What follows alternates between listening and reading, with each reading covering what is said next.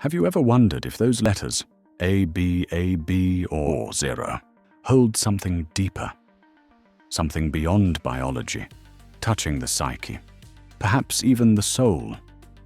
Before we begin this journey, a brief disclaimer. This video is not a scientific paper, nor an academic essay. It's a symbolic reflection, a spiritual and psychological monologue inspired by analytical psychology, mythological imagery, and Eastern cultural visions. Now, let's begin. Carl Jung believed that the unconscious speaks through hidden symbols found in the simplest things. If that's true, then your blood type might be one of them. A subtle, yet meaningful symbol, whispering something about your most authentic self. In this journey, we'll explore how ancient views of life and the timeless principles of Jungian psychology might converge right inside you, within the flow of your own blood. Your blood type is more than a medical label. It could be a map, a guide toward understanding your truest self and the path you're destined to walk. To begin, we must ask ourselves, why blood? Why has it always carried such mythical weight across cultures and eras? Blood is more than biology. It is a narrative. It is history. It tells who we are, where we come from, and what pulses beneath the surface of our daily choices. Jung, who dedicated his life to studying both the visible and the invisible, would have seen blood as one of the most powerful symbols of the human body. Its constant flow mirrors the currents of the unconscious. Its life-giving function makes it a natural metaphor for psychological and spiritual energy. And it is precisely here that a fascinating bridge forms between ancient traditions and new insights, between Eastern wisdom and Western psychology.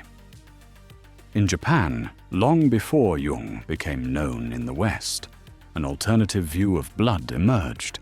The theory of Ketsuekigata suggested that blood type could influence not only health, but also temperament. At first glance, it may seem like folklore, but looked at through Jungian eyes, this idea reveals something deeper. Here are two different traditions, one Eastern, one Western, speaking the same symbolic language, arriving from opposite directions. Jung's archetypes and the Ketsuekigata personalities seem to reflect each other in surprising ways. This isn't about exact science. It's about psychological resonance, recurring patterns emerging through time and space because they are etched within us. Recognizing these patterns means finding keys to access our inner world. And that is the heart of Jung's work, the journey inward. Jung called this process individuation, the sacred path where the conscious self unites with the deeper layers of the unconscious. It's not about becoming someone else, but discovering who you truly are, recognizing the archetypal energies guiding you and confronting the hidden parts that challenge you, yet complete your being. If we see our blood type not as a rigid definition, but as a symbolic imprint, then it becomes a compass. It won't tell you who you should be, but it may reveal how your psyche works, which lessons come easily, and where greater awareness is needed. Let's now explore what each blood type reveals, not just biologically, but psychologically. We begin with Type A, the architect of order. Those born under this type naturally lean toward structure, control, and precision. In Jungian terms, they embody the archetype of the sage or the perfectionist, the one who seeks clarity through form, stability through discipline. Their inner world is built on systems and frameworks. Order is not just a preference. It's a language. Type A individuals are often reflective, analytical, and thrive at bringing order to chaos. They are the silent pillars supporting families, projects, creative ideas. But every gift carries a shadow. When order becomes obsession, when control suffocates spontaneity, that's when the shadow emerges. The path to wholeness then requires the courage to let go, to embrace unpredictability. While Type A finds security in structure, Type B thrives in freedom. It is the archetype of the explorer, the free soul. It embodies creative instinct, intuition, and the urge to break molds. Those of Type B love experience before certainty, connection before rules. They bring freshness wherever they go, guided by a deep bond with the unconscious. Jung would have recognized in them a genuine emotional truth. But freedom, too, has a price. Restlessness, inconsistency, difficulty committing.